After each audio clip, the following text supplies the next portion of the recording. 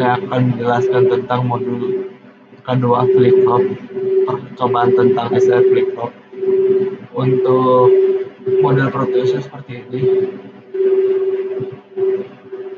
dan jika kami convert ke tingkat cat seperti ini modulnya, di sini ada dua kondisi. Karena pada video tersebut, saat kami menginputkan output 01 dan 11 itu tidak akan menyala, jadi saya akan membahas di sini. Di sini juga kondisinya sesuai, di mana dia kalau 01 akan mati keduanya dan 10 akan hidup, 11 hanya hidup salah satunya. Dan sekalipun kami salah pada bagian ini karena kami menginputkan jacksonnya itu bukan pada outputnya di sini, bukan pada outputnya di sini, malah kami taruh di input ini, harusnya dua-duanya akan menyala. Karena hipotesis tersebut, saya mengatakan di sini ada kondisi di mana kami benar, namun ada kerusakan komponen terjadi pada salah satu rangkaian ini. Jadi kalau kita output dan inputkan 10 itu harus output mungkin 10. Ini sesuai yang apa kami berbuat situ. Dan kalau 01 itu harusnya outputnya akan 01 juga. Namun pada video tersebut itu malah mati semuanya karena kerusakan komponen. Dan jika kami hidupkan keduanya itu akan 11 kayak gini. Nah, sekalipun kami salah pada inputan di sini, harusnya di sini juga salah semuanya, bukan salah satunya doang. Sekian dari saya akhiri. Terima kasih. Sekarang yaitu rangkaian D flip-flop. Rangkaian D flip-flop ini tidak terlalu beda dengan SR flip-flop, di mana rangkaian logikanya sama persis. Yang membedakan hanya di bagian inputnya, dimana pada input D flip-flop ini hanya menggunakan satu input, yang dimana yang satunya itu di-notkan dulu, dimasukkan ke gerbang not atau inverter, baru dimasukkan ke gerbang N-nya. Lalu untuk alat-alat yang kita perlukan di rangkaian ini yaitu power supply, breadboard, switch, resistor, IC yaitu IC not dan IC NAND kalau mau simple. Setelah itu LED dan kabel-kabel jumper. Untuk fungsi-fungsi alat tersebut, yang pertama power supply seperti namanya untuk menyuplai tenaga dan menerima arus balik dari minus atau GND-nya. Setelah itu switch yang digunakan untuk mengatur input output D-nya maupun clock-nya di sini. Habis itu resistor pada switch ini digunakan untuk menetapkan nilai supaya nilainya tersebut tidak ngambang, tidak bingung. Setelah itu ada IC yang digunakan untuk menjalankan logikanya. Setelah itu ada resistor pada LED digunakan untuk menghambat daya yang masuk ke LED-nya supaya tidak berlebihan daya. Dimana kalau berlebihan daya itu bisa merusak LED-nya tersebut. Setelah itu kabel-kabel jumper yang digunakan untuk memindah-mindahkan nilai, seperti mentransfer nilai-nilai begitulah, seperti untuk penghubung antara dari nilai satu ke satu lainnya. Itu ada breadboard ketinggalan ya, yang paling penting ini karena ini seperti badannya itu sendiri. Sebenarnya semuanya penting nih, kalau nggak ada salah satu aja bakal nggak jalan sama sekali begitu.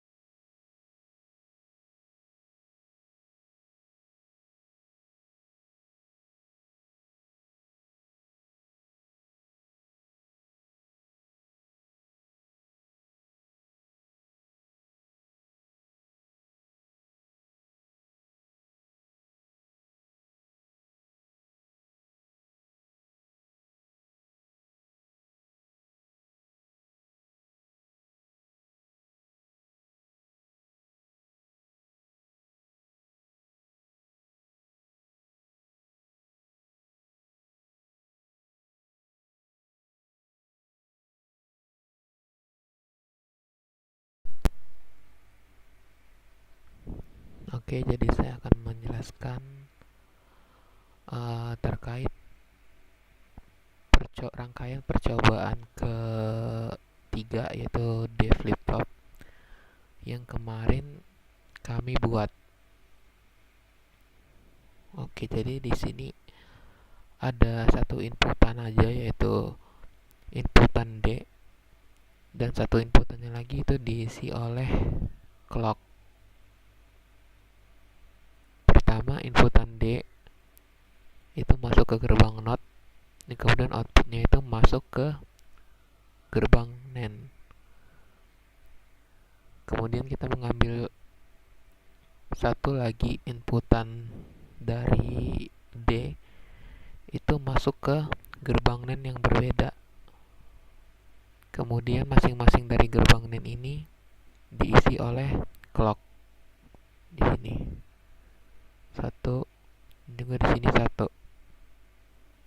Kemudian outputnya itu masuk lagi ke gerbang NAND yang lainnya, seperti ini, ke sebelahnya. Nah, setelah itu untuk input keduanya itu didapatkan dari output gerbang NAND ketiga dan keempat. Jadi saling bertukar output gitu. Output yang atas masuk ke input bawah, dan output yang di bawah masuk ke input ke atas gitu. Setelah itu outputnya masuk lagi ke lampu, di sini ke LED. Jadi ada dua outputan seperti itu. Ini sudah saya coba dan hasilnya itu seperti ini, berhasil. Jika clocknya itu dia rising atau ke atas, maka key-nya di sini itu mengikuti dari inputan D-nya. Jadi kalau misalnya inputan D-nya adalah 1, maka key-nya itu 1 juga gitu. Dan kalau ini 0, maka yang 1 adalah yang satunya, dan key-nya 0. Seperti itu. Jadi untuk kesalahan kami kemarin mungkin sedikit membingungkan, karena kami juga kebingungan di mana letak kesalahannya. Tapi kami cukup yakin bahwa kesalahannya itu ada di kabel jumper yang mungkin kurang masuk ke dalam breadboardnya, atau ada masalah yang lain terkait dengan kabel-kabel ini. Kemungkinan besar masalahnya ada di situ. Tapi kami juga bukan bermaksud bahwa itu kesalahan kabelnya, tapi ya sejauh ini menurut kami kesalahannya adalah berada di kabel jumpernya. Entah itu kabel jumpernya yang rusak, ataupun memang kabel jumpernya yang kurang ditekan gitu, kurang masuk ke breadboardnya. Sekian, terima kasih.